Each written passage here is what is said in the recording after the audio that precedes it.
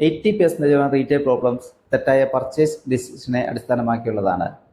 Retail വ്യാപാരികൾ ചെയ്യുന്ന purchase മിസ്റ്റേക്കുകൾ എന്തൊക്കെയെന്ന് നമുക്ക് നോക്കാം. ഒന്ന്, സെയിൽസ് ഡേറ്റ അടിസ്ഥാനമാക്കാതെയുള്ള പർച്ചേസ്. ഏത് പ്രൊഡക്റ്റ് ഏത് കാലയളവിൽ എത്ര ക്വാണ്ടിറ്റി സെയിലാകുന്നു എന്ന് മനസ്സിലാക്കാതെയുള്ള പർച്ചേസ് സ്ലോ മൂവിംഗ് ഐറ്റം കൂടുകയും സ്ഥാപനത്തിൻ്റെ ക്യാഷ് ഫ്ലോ കുറയ്ക്കുകയും ചെയ്യുന്നു. അടുത്തത്, സപ്ലയർ ഇൻഫ്ലുവൻസ്. സപ്ലയർ സ്കീമുകൾ, ഡിസ്കൗണ്ടുകൾ, ഫ്രീ ക്വാണ്ടിറ്റി തുടങ്ങിയ ഓഫറുകൾ കാണുമ്പോൾ കൂടുതൽ ക്വാണ്ടിറ്റി വാങ്ങുന്നത് ഡെഡ് ഐറ്റംസ് കൂടാനും സ്ലോ മൂവിംഗ് ഐറ്റംസ് കൂടാനും ലാഭം കുറയാനും അത് കാരണമാകുന്നു. അടുത്തത്, വെറൈറ്റി കുറിച്ച് കൂടുതൽ ക്വാണ്ടിറ്റി വാങ്ങുന്നത്.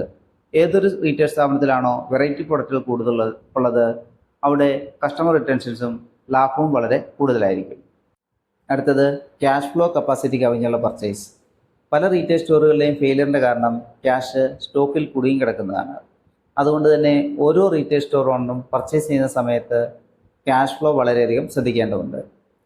അടുത്തതും ഏറ്റവും പ്രാധാന്യമുള്ളതുമായ പോയിന്റാണ് fast moving item out of stock ആകാതെ ശ്രദ്ധിക്കുക എന്നുള്ളത്.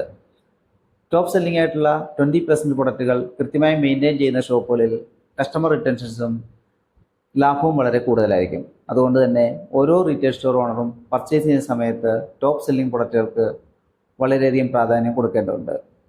ഇക്കാരണങ്ങൾ കൊണ്ടൊക്കെ തന്നെ ഓരോ റീറ്റെയിൽ സ്റ്റോറിൻ്റെയും ലാഭകരമായ നടത്തിപ്പിന് ഡേറ്റ അടിസ്ഥാനമായി കൃത്യമായ റിപ്പോർട്ടുകൾ നൽകുന്ന ബില്ലിംഗ് സോഫ്റ്റ്വെയറുകൾ അത്യന്താപേക്ഷിതമാണ്.